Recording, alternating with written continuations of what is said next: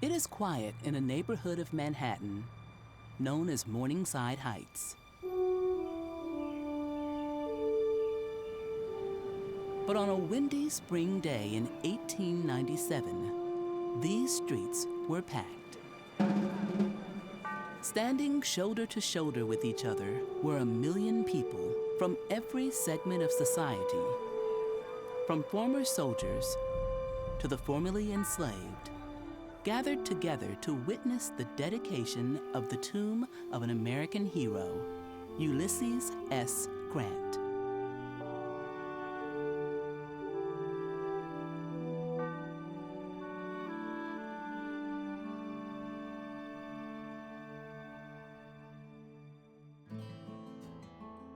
Hiram Ulysses Grant is born in Point Pleasant in southern Ohio in 1822.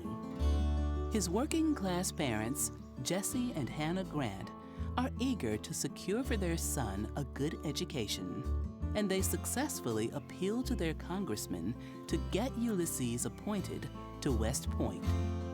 When he arrives, he learns that because of a clerical error, he is registered not as Hiram Ulysses Grant, but as Ulysses Simpson Grant, and the name sticks.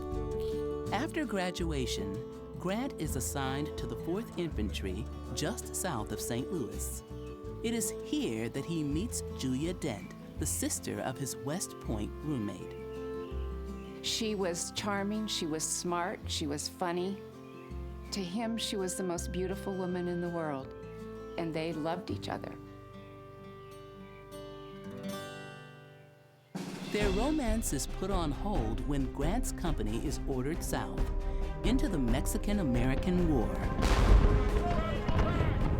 In Mexico, the young lieutenant hones the military tactics he learned at West Point, and he gains experience keeping moving armies supplied.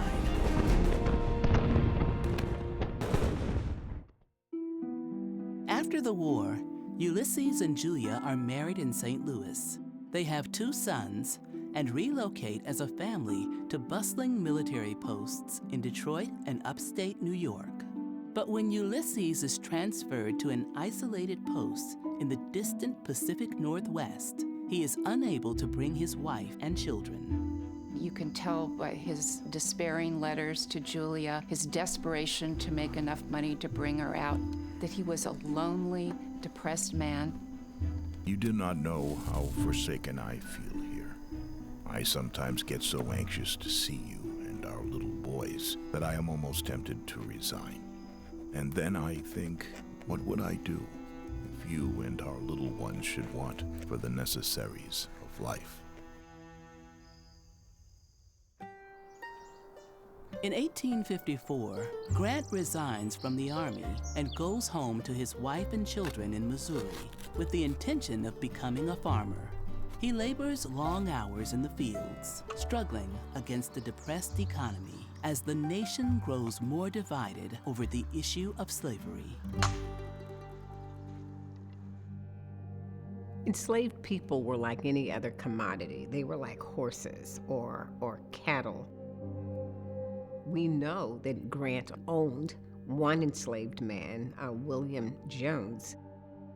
Grant's personal experience with slavery is complicated. Raised by a staunchly abolitionist and politically active father, he has married into a family that owns enslaved people. After struggling and failing to provide for his wife and children, Grant accepts 80 acres of farmland from his father-in-law and an enslaved man named William Jones to help him work it. Yet, a few years later, in 1859, when Grant is enduring some of his worst financial hardships, he does a remarkable thing. He didn't sell his only slave, he liberated him. He could have sold the slave his father-in-law gave him for a lot of money, but he chose to free him. In 1860, Grant leaves farming behind and reluctantly accepts a job in his father's leather business. It would not be long until the nation's growing political tensions would give Grant a new opportunity, and it would shape his destiny.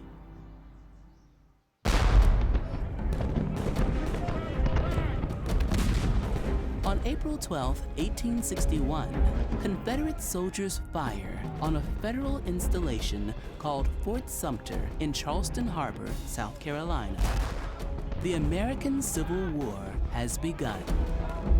Grant offers his services to the U.S. Army, and as colonel, leads the men of the 21st Illinois Infantry Regiment into battle. Civil War battles were chaos, total chaos. Most generals could not conceptualize what was going on the battlefield. Reports would start flowing in. This is happening, that's happening. Grant could see it all somehow in his mind's eye. He had something that seemed to be lacking in the Union Army among its officers' class, and that is a boldness, that is an aggressiveness. So he rises in the ranks as a consequence of his ability and his willingness to move forward when other commanders in the field are not willing to do that. Grant leads Union armies to victories in Missouri and Tennessee, earning the nickname Unconditional Surrender. He goes on to lead his men to victory at Vicksburg, ending Confederate control over the Mississippi River and turning the war. President Lincoln's confidence in Grant is solidified, and he promotes Grant to General-in-Chief of all Union forces. Grant sees to it that Lincoln's policies are implemented, including the provision for establishing regiments of African American soldiers. Grant said to his generals, "This is now the policy of the government. If anybody here cannot treat black soldiers fairly, once they start joining the Army, cannot see themselves commanding black soldiers, resign." Union soldiers, white and black, ultimately overwhelm the Confederate Army. As the Confederacy crumbles, Grant accepts Lee's surrender at a little village crossroads in Virginia called Appomattox Courthouse. The terms of surrender Grant gives his vanquished foe are generous. "The war is over," Grant tells his men. "The rebels are our countrymen again." Yet Appomattox is only the start of peace. Grant is in charge of administering the military occupation of the former Confederate states. There were huge issues to be decided, and Grant was in the middle of all of them. How were you going to welcome the white Southerners back into the Union when they didn't want to be in the Union? What do you do with the freed people? There were nearly 4 million people who had been freed as a consequence of the war effort.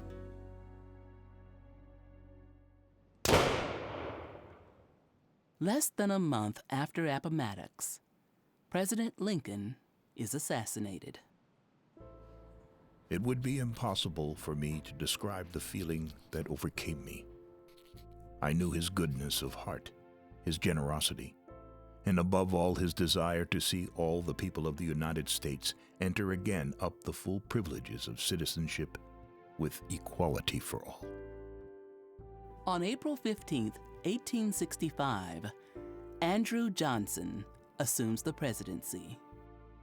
Grant does not agree with the policies of Andrew Johnson, especially over the issue of rights for African Americans.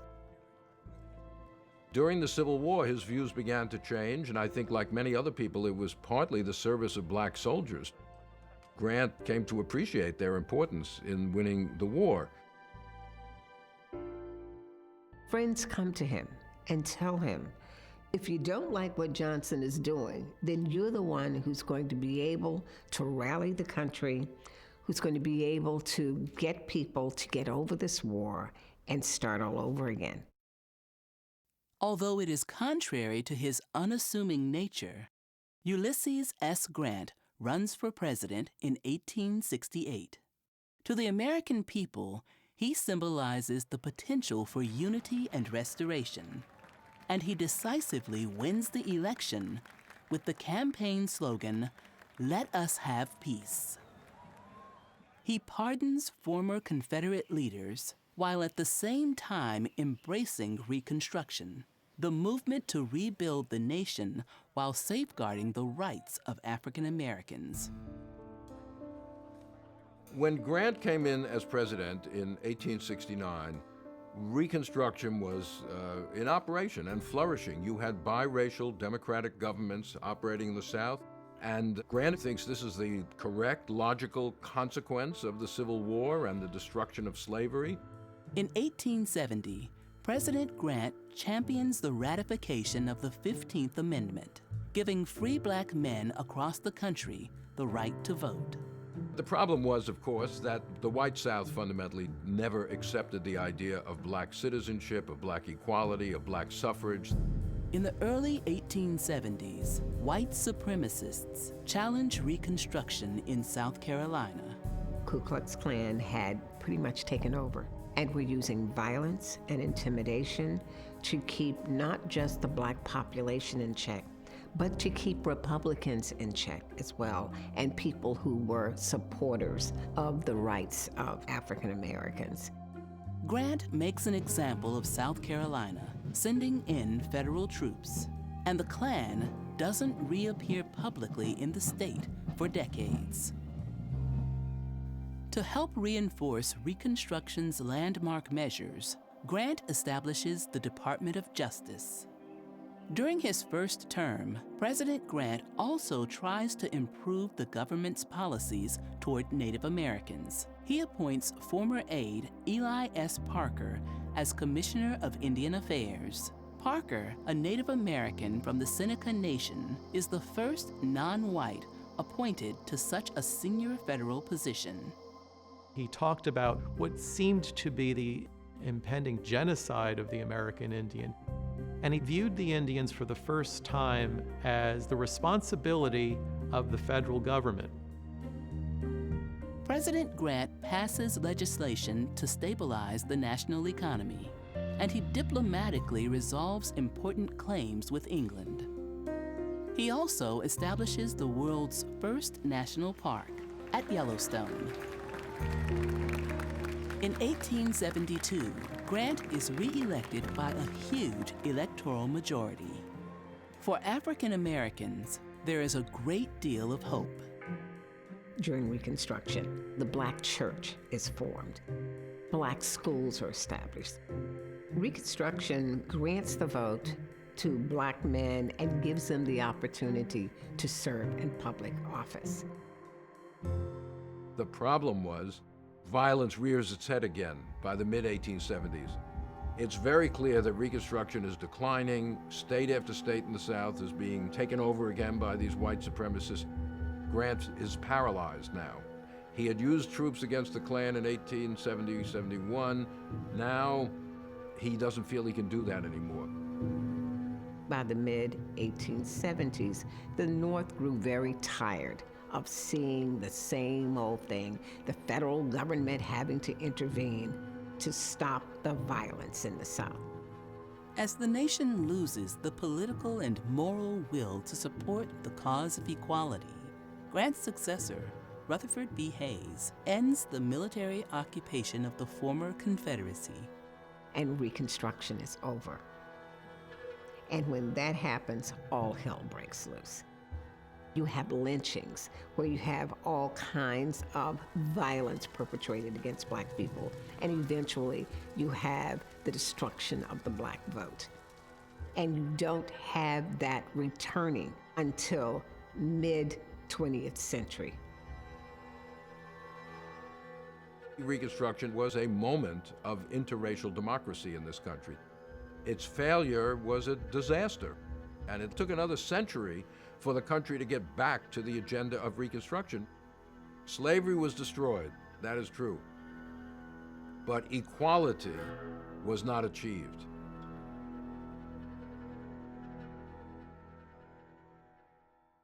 However, Grant ends his presidency with unparalleled esteem.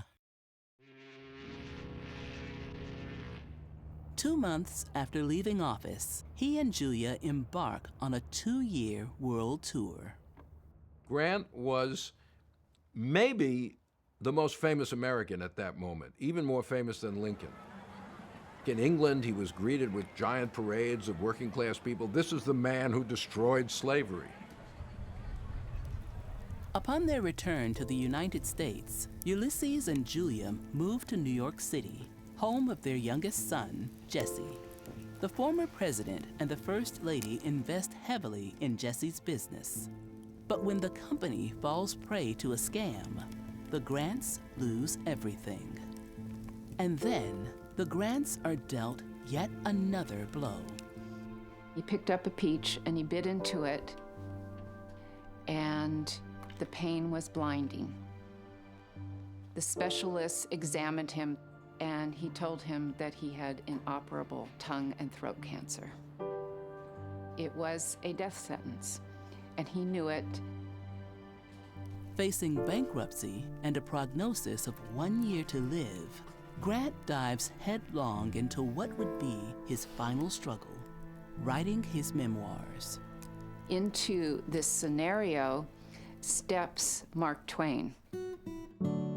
Twain had just embarked on a publishing venture, and he offered him an incredible deal that formed the partnership that would be so famous and result in the 2-volume memoirs. At a cabin in the Adirondack Mountains, and weighing less than 100 pounds, Grant completes his manuscript just days before his death at age 63 on July 23, 1885.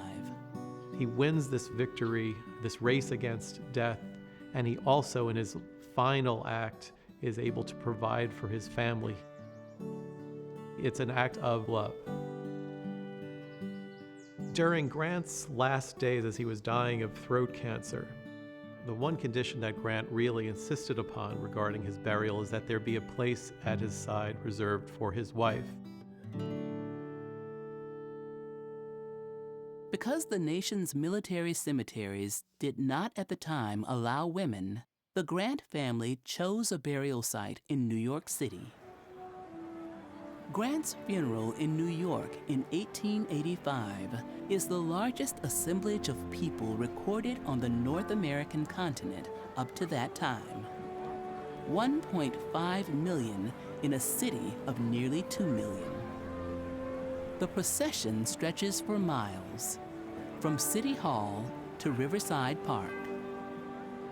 Grant's death led to a giant outpouring of sentiment all around both North and South. Grant becomes the symbol of the Civil War and its importance in American history and the end of slavery. The funeral procession was attended by virtually the entire government. Every living president, the entire cabinet, the entire Supreme Court, virtually the entire Congress was there. His pallbearers included not only his comrades on the Union side, but also Confederate generals.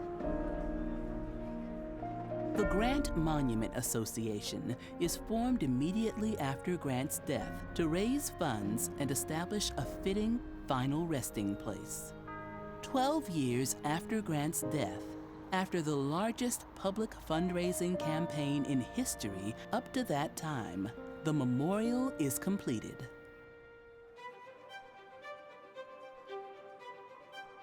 The classical granite and marble-domed mausoleum rises 150 feet above the ground. To this day, the largest such memorial in the country. On April 27, 1897, the grand building is dedicated. And 5 years later, Julia is entombed next to her husband. Grant's memorial soon becomes New York's #1 tourist destination, drawing 500,000 people every year.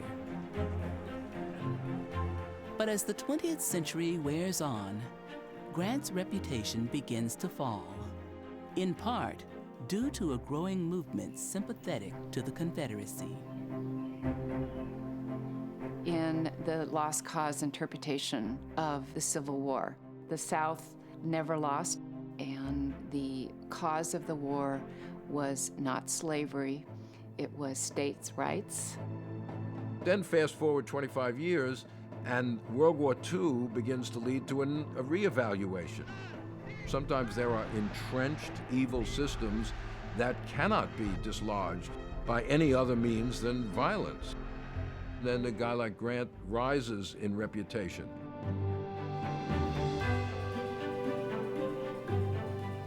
We continue to rediscover Ulysses S. Grant and his historical legacy. The Union was saved, and despite everything, it survived. The restored Grant Memorial is a part of that. It's ground zero in really coming to terms with Grant, the man, the soldier, the president, the citizen, all in one place. Today, the General Grant National Memorial is managed by the National Park Service and is open to everyone. It is a sanctuary to the story of America and the enduring ideals that bind our nation together.